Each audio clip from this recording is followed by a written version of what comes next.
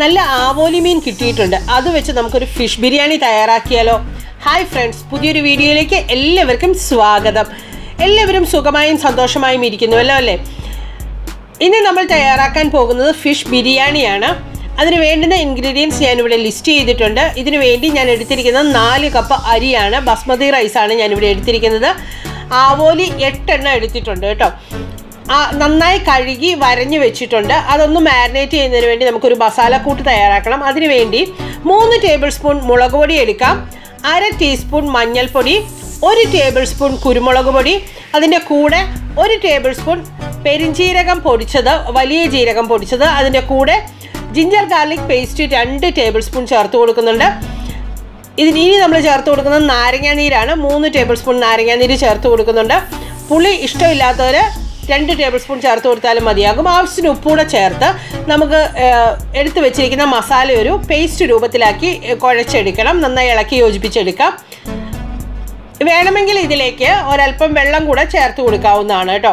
2-3 table spoon maximum വെള്ളം ചേർത്ത് കൊടുത്താൽ മതിയാകും. ഒരു പേസ്റ്റ് രൂപത്തിലേക്ക് ആക്കിയെടുക്കണം. നമുക്ക് മാരിനേറ്റ് ചെയ്യുന്നതിന് എളുപ്പത്തിന് വേണ്ടിയിട്ട് ആണ്. ഇനി നമുക്ക് ഫിഷ് ഓരോന്നായി എടുത്തിട്ട് നന്നായി മാരിനേറ്റ് ചെയ്ത് കൊടുക്കാം. ഓരോന്നും നമുക്ക് മാരിനേറ്റ് ചെയ്ത് മാറ്റി വയ്ക്കാം. ഇത് നമ്മൾ ഫ്രിഡ്ജിൽ സൂക്ഷിക്കുന്നുണ്ട്. 1 മണിക്കൂറോളം നമുക്കിതൊന്ന് എരിവും ഉപ്പും ഒക്കെ ഒന്ന് പിടിച്ചു വരാൻ വേണ്ടിയിട്ട് നമുക്ക് 1 മണിക്കൂറോളം ഇതൊന്ന് മാരിനേറ്റ് ചെയ്ത് ഫ്രിഡ്ജിൽ വെക്കണം. ഇതുപോലെ തന്നെ ഓരോ മീനും നമുക്ക് സെപ്പറേറ്റ് ആയിട്ട് എടുത്ത് മാരിനേറ്റ് ചെയ്യാം. ഏകദേശം 8 പേർക്കുള്ളതാണ് ഞാനിവിടെ തയ്യാറാക്കുന്നത്. 1 കിലോ അരി എടുത്തിട്ടില്ല, ചെറിയ കുട്ടികൾ ഉൾപ്പെടെ ഉള്ളതുകൊണ്ടാണ് 8 പേർക്കുള്ള മീൻ എടുത്തിട്ടുണ്ട്. 8 മീൻ എടുത്തിട്ടുണ്ട്. അതിന് വേണ്ടി നമ്മൾ ആകെ 4 കപ്പ് അരിയാണ് കേട്ടോ എടുത്തിരിക്കുന്നത്. ഏകദേശം 800 ഗ്രാമാണ്. നമ്മൾ മാരിനേറ്റ് ചെയ്ത് കഴിഞ്ഞിട്ടുണ്ട്. ഇത് നമുക്കൊന്ന് ഫ്രിഡ്ജിലേക്ക് മാറ്റി വയ്ക്കാം. ഇനി നമുക്ക് മറ്റൊരു പാൻ അടുപ്പത്ത് വെച്ച് അതിലേക്ക് 2 ടേബിൾ സ്പൂൺ നെയ്യ് ഒഴിച്ചു കൊടുക്കാം. ഗാർണിഷിങ്ങിന് വേണ്ടിയിട്ട് നമ്മൾ കുറച്ച് കശുവണ്ടിയും മുന്തിരിയൊക്കെ ഒന്ന് വറുത്തെടുക്കാനാണ് നമ്മൾ ഈ നെയ്യ് ഒഴിച്ച് കൊടുത്തിരിക്കുന്നത്. കുറച്ച് കശുവണ്ടി നമുക്ക് ആദ്യം വറുത്തെടുക്കാം. കശുവണ്ടിയുടെ നിറമൊക്കെ ഒന്ന് മാറി തുടങ്ങുമ്പോൾ അതിലേക്ക് തന്നെ നമുക്ക് കുറച്ച് ഉണക്കമുന്തിരി കൂടെ ഇട്ട് കൊടുത്ത് നന്നായിട്ടൊന്ന് വറുത്തെടുക്കാവുന്നതാണ്. ചെറുതീയിൽ തന്നെ ഇട്ട് വറുത്തെടുക്കാൻ ശ്രദ്ധിക്കുക കേട്ടോ. ഏകദേശം തയ്യാറായി കഴിഞ്ഞിട്ടുണ്ട്. ഇനി നമുക്കിത് പാത്രത്തിൽ നിന്ന് മാറ്റാം. ഇനി നമുക്ക് അതിൽ നമ്മൾ എടുത്തു വെച്ചിട്ടുള്ള നെയ്യുണ്ടല്ലോ, അതിൻ്റെ കൂടെ നമുക്ക് കുറച്ച് ഓയിലും കൂടി ഒഴിച്ചു കൊടുക്കാം. 2-3 ടേബിൾ സ്പൂൺ ഓയിലും കൂടെ ഒഴിച്ചു കൊടുത്ത് നമുക്ക് കുറച്ച് സവോളയൊന്ന് വറുത്തെടുക്കണം. ഗാർണിഷിങ്ങിന് വേണ്ടിയിട്ടുള്ള സവോള നമുക്ക് വറുത്തെടുക്കാം. ഞാനിവിടെ 2 സവോളയാണ് കേട്ടോ എടുത്തിരിക്കുന്നത്. 2 തീരെ കനം കുറച്ചരിഞ്ഞ് നന്നായിട്ടൊന്ന് വറുത്തെടുക്കാം. ഈ പരുവത്തിന് നമുക്കിത് എണ്ണയിൽ നിന്ന് കോരി മാറ്റാം. അധികം മൂത്ത് പോയി ഒന്നുകൂടെ ഒന്ന് മൂത്ത് വരും. അപ്പോൾ അതുകൊണ്ട് നമ്മൾ ഈ പരുവത്തിന് ഇത് മാറ്റിയെടുക്കുക, എണ്ണയിൽ നിന്ന് മാറ്റിയെടുക്കുകയാണ് കേട്ടോ. വറുത്ത് വെച്ചിരിക്കുന്ന സവോളയും നമ്മൾ എണ്ണയിൽ നിന്നെല്ലാം മാറ്റി കഴിഞ്ഞു. ഇനി നമുക്ക് ബാക്കിയുള്ള അതേ എണ്ണയിലേക്ക് തന്നെ നമ്മുടെ മാരിനേറ്റ് ചെയ്ത് വെച്ചിരിക്കുന്ന മീൻ ഇട്ട് കൊടുത്ത് വറുത്തെടുക്കാവുന്നതാണ്. എണ്ണ ആവശ്യമെങ്കിൽ കൂടുതൽ ചേർത്ത് കൊടുക്കാം. ഓരോരുത്തരുടെ ഇഷ്ടത്തിനനുസരിച്ച് മീനിൻ്റെ വറവിനുള്ള പരുവുണ്ടല്ലോ, അങ്ങനെ വറുത്തെടുക്കാവുന്നതാണ്. ചിലർക്ക് നന്നായിട്ട് ഡീപ് ഫ്രൈ ആവേണ്ട കാര്യമില്ല, കൂടുതൽ നന്നായിട്ട് വറുത്തെടുക്കേണ്ട ഇഷ്ടമില്ല, ജസ്റ്റ് ഒന്ന് വെന്ത് കിട്ടിയാൽ മതിയാകും. അങ്ങനെയെങ്കിൽ അങ്ങനെ. ഇത് ഞാനിവിടെ നന്നായിട്ട് തന്നെ വറുത്തെടുക്കുന്നുണ്ട് കേട്ടോ. അപ്പോൾ നമ്മുടെ മീൻ തയ്യാറായി കഴിഞ്ഞു. നമുക്കിത് എണ്ണയിൽ നിന്ന് കോരി മാറ്റാം. തിരിച്ച് മറിച്ച് ഇട്ട് കൊടുത്ത് നന്നായി 2 സൈഡും ഒരേപോലെ മൂപ്പിച്ചെടുത്തിട്ടുണ്ട്. ബാക്കി എണ്ണയിലേക്ക് നമുക്ക് വേണമെങ്കിൽ കുറച്ച് ഓയിലും കൂടി ഒഴിച്ചു കൊടുക്കാം. 2 ടേബിൾ സ്പൂൺ ചതച്ച ഇഞ്ചിയും 2 ടേബിൾ സ്പൂൺ ചതച്ച വെളുത്തുള്ളിയും ചേർത്ത് കൊടുക്കുന്നുണ്ട്. അതുപോലെ തന്നെ ഒരു 15 പച്ചമുളക് ചതച്ചും കൂടെ ചേർത്ത് കൊടുക്കുന്നുണ്ട്. എരിവിന് നമ്മൾ ഈ പച്ചമുളകാണ് ഇവിടെ എടുക്കുന്നത്. മുളക് പൊടി ഇതിനകത്ത് നമ്മൾ ഇനി ചേർത്ത് കൊടുക്കുന്നില്ല. മീൻ മാരിനേറ്റ് ചെയ്യുന്നതിന് മാത്രമാണ് നമ്മൾ മുളക് പൊടി എടുത്ത് കൊടുത്തിരിക്കുന്നത്. ഇഞ്ചിയിലെയും വെളുത്തുള്ളിയിലൊക്കെ പച്ചമണം ഒന്ന് മാറി വരുമ്പോൾ അതിലേക്ക് അരിഞ്ഞു വെച്ചിരിക്കുന്ന സവോള ചേർത്ത് കൊടുക്കാം. ഞാനിവിടെ ഒരു 4 സവോള എടുത്തിട്ടുണ്ട്. മസാല എത്ര വേണം എന്നതിനനുസരിച്ച് നമുക്ക് സവോളയുടെ എണ്ണം കൂട്ടുകയോ കുറയ്ക്കുകയോ ചെയ്യാം. സവോള വഴറ്റുന്ന കൂടെ തന്നെ അതിലേക്ക് ആവശ്യത്തിനുള്ള ഉപ്പ് കൂടെ ചേർത്ത് കൊടുക്കാം. ഉപ്പ് കൂടെ ചേർത്ത് കൊടുക്കുമ്പോൾ സവോള പെട്ടെന്ന് വഴന്ന് കിട്ടുമല്ലോ, അതിനു കൂടെ വേണ്ടിയിട്ടാണ് നമ്മൾ നേരത്തെ തന്നെ ഉപ്പ് ചേർത്ത് കൊടുക്കുന്നത്. സവാള നന്നായിട്ടൊന്ന് വാടി വെന്ത് കഴിയുമ്പോൾ അതായത് ഒത്തിരി നിറം മാറി നമുക്കങ്ങ് വറുത്തെടുക്കേണ്ട ആവശ്യമില്ല. അതിലേക്ക് തക്കാളി കൂടെ ചേർത്ത് കൊടുക്കാം. ഈ തക്കാളി ചേർത്ത് കൊടുത്ത് നന്നായിട്ട് ഇളക്കി യോജിപ്പിച്ചതിന് ശേഷം ഇതൊന്ന് മൂടി വയ്ക്കാം കേട്ടോ. തക്കാളി ഒന്ന് നന്നായിട്ട് വെന്ത് കിട്ടണം, വെന്തുടഞ്ഞ് വരണം. അതിന് വേണ്ടിയിട്ട് നമുക്ക് ഇതൊന്ന് മൂടി വെച്ച് വേവിച്ചെടുക്കാം. ഒരു 4-5 മിനിറ്റ് ചെറുതീയിൽ വേവിച്ചാൽ മതിയാകും. തക്കാളി ഏകദേശം നന്നായി വെന്ത് വന്നിട്ടുണ്ട്. അതിനകത്ത് ജലാംശം ഉണ്ടെങ്കിൽ നമുക്കൊന്ന് നന്നായിട്ട് അതൊന്ന് വറ്റിച്ചെടുക്കാം കേട്ടോ, ഒന്ന് വഴറ്റിയെടുക്കാം. ഇനി നമ്മൾ ഇതിലേക്ക് മസാലപ്പൊടികൾ ചേർത്ത് കൊടുക്കുകയാണ്. 1 ടീസ്പൂൺ കുരുമുളക് പൊടിയും 1 ടീസ്പൂൺ ഗരം മസാലയും മാത്രമാണ് നമ്മൾ ചേർത്ത് കൊടുക്കുന്നത്. ഒരല്പം മഞ്ഞൾപ്പൊടി കൂടെ ചേർത്ത് കൊടുക്കുന്നുണ്ട്. 1/2 ടീസ്പൂൺ മഞ്ഞൾപ്പൊടി കൂടെ നമുക്ക് ചേർത്ത് കൊടുക്കാം. മറ്റധികം മസാലകളൊന്നും നമ്മളിതിന് ചേർത്ത് കൊടുക്കുന്നില്ല. ഇനി നന്നായി ഇളക്കി യോജിപ്പിക്കാം. മഞ്ഞൾപ്പൊടിയുടെയൊക്കെ ഇത് പച്ചമണം മാറി വരുന്നവരെ ഒന്ന് വഴറ്റിയെടുക്കാം. ഇതിലേക്ക് ഇനി നമ്മൾ ചേർത്ത് കൊടുക്കുന്നത് പൊടിയായി അരിഞ്ഞ് വെച്ചിരിക്കുന്ന മല്ലിയിലയും പുതിനയിലയുമാണ്. 1/2 കപ്പ് പുതിനയിലയും 1 കപ്പ് മല്ലിയിലയുമാണ് ഞാൻ അരിഞ്ഞ് വെച്ചിരിക്കുന്നത്. അതിൽ കുറച്ച് നമ്മൾ ബിരിയാണി ദം ഇടുമ്പോൾ ചേർത്ത് കൊടുക്കാനായിട്ട് മാറ്റി വെക്കുന്നുണ്ട്. ബാക്കി മല്ലിയിലയും പുതിനയിലയും നമ്മൾ ഈ സമയത്ത് ചേർത്ത് കൊടുക്കുകയാണ്. നന്നായി ഒന്ന് ഇളക്കി യോജിപ്പിക്കാം. ഇനി ഇതിലേക്ക് ചേർത്ത് കൊടുക്കുന്നത് 2 ടേബിൾ സ്പൂൺ തൈരാണ്. അധികം പുളിയില്ലാത്ത കട്ടി തൈരാണ് ഞാനിവിടെ ചേർത്ത് കൊടുക്കുന്നത്. ഇനി നന്നായി ഇളക്കി യോജിപ്പിക്കാം. 2 മിനിറ്റ് അതൊന്ന് വഴറ്റിയെടുക്കണം കേട്ടോ, തൈരെല്ലാം ഒന്ന് സെറ്റായി വരുന്നതിന് വേണ്ടിയിട്ട്. ഇനി നമുക്ക് അത് മസാല ഒന്ന് പരത്തി വെക്കാം. ഇതിൻ്റെ മുകളിലേക്ക് നമ്മൾ വറുത്ത് വെച്ചിരിക്കുന്ന മീൻ ചേർത്ത് കൊടുക്കാം. ഞാൻ മുഴുവൻ മീൻ ഇവിടെ ചേർത്ത് കൊടുക്കുന്നില്ല, ഞാൻ ആകെ ഒരു 3 മീനാണ് ഇവിടെ ചേർത്ത് കൊടുക്കുന്നത്. ഇനി നമുക്കിത് അടച്ച് വെച്ച് ഏറ്റവും തീ കുറച്ചിട്ട് ഒരു 5 മിനിറ്റ് ഒന്ന് കുക്ക് ചെയ്തെടുക്കാം. 5 മിനിറ്റ് കുക്ക് ചെയ്തിട്ടുണ്ട്. അപ്പം നമ്മുടെ മീനിനുള്ള ടേസ്റ്റ് എല്ലാം മസാലയിലേക്കും കൂടെ ഇറങ്ങിയിട്ടുണ്ട്. ഇനി തീ ഓഫ് ചെയ്ത് മാറ്റി വയ്ക്കാം. നമുക്ക് ഈ സമയം അരി വേവിച്ചെടുക്കാം. അതിന് വേണ്ടിയിട്ട് ഒരു പാത്രം അടുപ്പത്ത് വെച്ച് അതിലേക്ക് 2 ടേബിൾ സ്പൂൺ നെയ്യ് ചേർത്ത് കൊടുക്കുന്നുണ്ട്. നെയ്യ് താല്പര്യമില്ലാത്തവർക്ക് ഈ സമയത്ത് ഏതെങ്കിലും കുക്കിംഗ് ഓയിൽ ചേർത്ത് കൊടുത്താൽ മതിയാകും.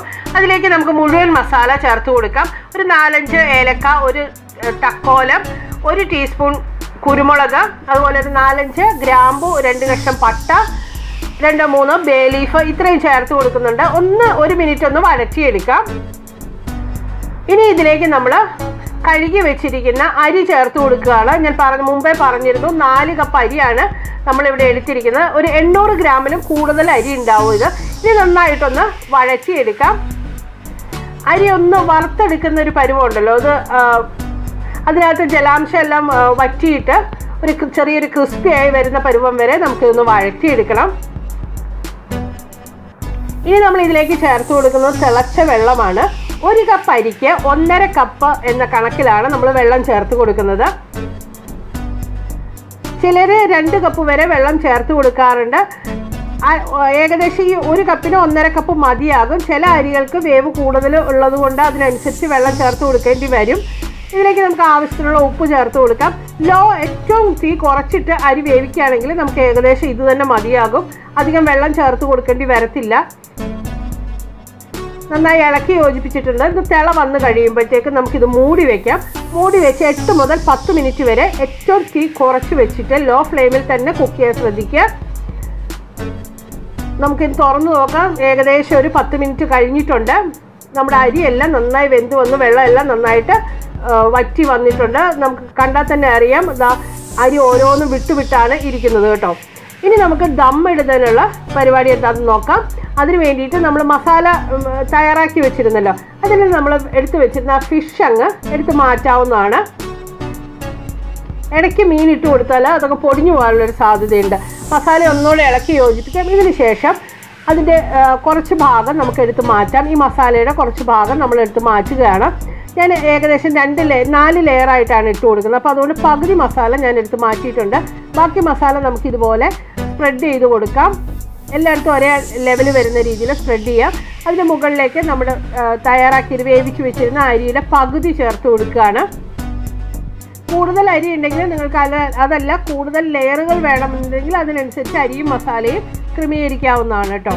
ഇനി ഇതിൻ്റെ മുകളിലേക്ക് നമ്മൾ കുങ്കുമപ്പൂ ചാലിച്ച പാല് ചേർത്ത് കൊടുക്കുകയാണ്. 1/2 കപ്പ് പാലിൽ 2 നുള്ളു കുങ്കുമപ്പൂവാണ് ഞാൻ ചേർത്ത് ചൂട് പാലിൽ കുങ്കുമപ്പൂ ചേർത്ത് ഒരു 10-15 മിനിറ്റ് വെച്ചിരുന്നതാണ്. അതിൻ്റെ കൂടെ അതിലേക്ക് ഞാനൊരു 1/2 ടീസ്പൂൺ ഗരം മസാല കൂടെ ചേർത്ത് കൊടുത്തിരുന്നു. ഇനി നമ്മൾ അതിൻ്റെ മുകളിലേക്ക് 1 ടീസ്പൂൺ നെയ്യ് ചേർത്ത് കൊടുത്തിട്ടുണ്ട്. വറുത്ത് വെച്ചിരിക്കുന്ന ഉള്ളിയും അണ്ടിപ്പരിപ്പും മുന്തിരിയും ഒക്കെ ചേർത്ത് കൊടുക്കാം. അതുപോലെ തന്നെ നമ്മൾ മാറ്റി വെച്ചിരുന്ന കുറച്ച് മല്ലിയിലയും പുതിനയിലയും ഉണ്ട്, അതുകൂടെ കുറച്ച് ഭാഗം എടുത്ത് വെതറിയിട്ടാവുന്നതാണ്. ഇനി നമുക്ക് ബാക്കി മസാല ഇതിന് മുകളിലേക്ക് ചേർത്ത് കൊടുക്കാം. ഞാനിവിടെ 2 ലെയർ മസാലയും 2 ലെയർ ചോറുമാണ് ക്രമീകരിക്കുന്നത്. നിങ്ങൾക്ക് വേണമെങ്കിൽ കൂടുതൽ ലെയറുകൾ ക്രമീകരിക്കാവുന്നതാണ് കേട്ടോ. വീണ്ടും നമുക്ക് ബാക്കിയുള്ള ചോറ് അതിൻ്റെ മുകളിലേക്ക് നിരത്തിയിട്ട് കൊടുക്കാം. വീണ്ടും അതുപോലെ തന്നെ മുമ്പ് ചെയ്ത പോലെ തന്നെ നമ്മൾ തയ്യാറാക്കിയിരിക്കുന്ന സാഫ്രോൺ മിൽക്ക് ചേർത്ത് കൊടുക്കാം. ബാക്കിയുള്ള കുങ്കുമപ്പാൽ മുഴുവൻ ഇതിലേക്ക് ചേർത്ത് കൊടുക്കുകയാണ്. അതിൻ്റെ മുകളിൽ വറുത്ത് വെച്ചിരിക്കുന്ന സവോള, അണ്ടിപ്പരിപ്പ്, മുന്തിരി എല്ലാം ചേർത്ത് കൊടുക്കാം. ഇനി നമ്മൾ ഗാർണിഷിങ്ങിന് വേണ്ടിയിട്ട് ഒരു ക്യാരറ്റ് ചെറുതായി അരിഞ്ഞതും കൂടെ ചേർത്ത് കൊടുക്കുന്നുണ്ട് കേട്ടോ. കുറച്ച് ബാക്കി ഉണ്ടായിരുന്ന മല്ലിയിലയും പുതിനയിലയും ചേർത്ത് കൊടുത്തിട്ടുണ്ട്. അതിൻ്റെ മുകളിലേക്ക് നമ്മൾ വറുത്ത് വെച്ചിരിക്കുന്ന മീൻ ഇതുപോലെ വെച്ച് കൊടുക്കുകയാണ്.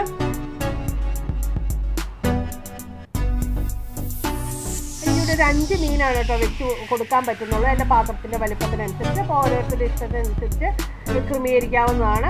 ഇനി നമുക്ക് അടച്ച് വെച്ച് ഒന്ന് സിമ്മിലിട്ട് ഇതൊന്ന് ദമ്മിടണം. ഞാൻ വേറെ ഒന്നും ചെയ്യുന്നില്ല, ജസ്റ്റ് അടച്ച് വെച്ച് ചൂടാക്കുന്നതേ ഉള്ളൂ. ഏറ്റവും ലോ ഫ്ലെയിമിൽ ഇട്ട് കൊടുക്കുകയാണ്. അപ്പോൾ അതിന് വേണ്ടിയിട്ട് ഞാൻ ഇതുപോലൊരു തവ എടുക്കുന്നുണ്ട്. ഒരു ദോശത്തവയാണ് ഞാനിവിടെ എടുക്കുന്നത്. അതാണ് ഞാൻ ആദ്യം സ്റ്റൗവിലേക്ക് വെച്ച് കൊടുക്കുന്നത്. ഇനി അതിൻ്റെ മുകളിലേക്കാണ് നമ്മുടെ ദമ്മിടുന്ന ബിരിയാണിയുടെ പാത്രം വെച്ച് കൊടുക്കുന്നത് കേട്ടോ. ഇങ്ങനെ ചെയ്താൽ ഒരു പ്രയോജനമുള്ളതെന്ന് വെച്ചാൽ തീ ഡയറക്റ്റ് ചെല്ലാത്തതുകൊണ്ട് അടിഭാഗം, അതായത് മസാല ഉള്ള ഭാഗം അത് കരിഞ്ഞു പിടിക്കാതിരിക്കും. ഡയറക്റ്റ് തീ ചെല്ലുമ്പോൾ ചിലപ്പോൾ അത് കരിഞ്ഞു പിടിക്കാനുള്ളൊരു സാധ്യതയുണ്ട്. അപ്പോൾ ഇതുപോലെ ഒരു തട്ടിൽ വെച്ച് കൊടുക്കുകയാണെങ്കിൽ അതായിരിക്കും കൂടുതൽ നല്ലത്.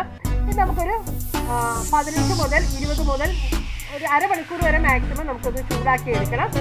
നമ്മുടെ ഫിഷ് ബിരിയാണി തയ്യാറായി കഴിഞ്ഞു. എല്ലാവരും ഇത് ട്രൈ ചെയ്ത് നോക്കണം. അഭിപ്രായങ്ങളും നിർദ്ദേശങ്ങളും നിങ്ങൾക്ക് കമൻറ്റ് ബോക്സിൽ അറിയിക്കാവുന്നതാണ്.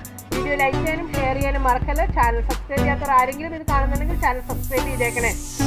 Thank you for watching. ആ ബെല്ലൈക്കൺ കൂടെ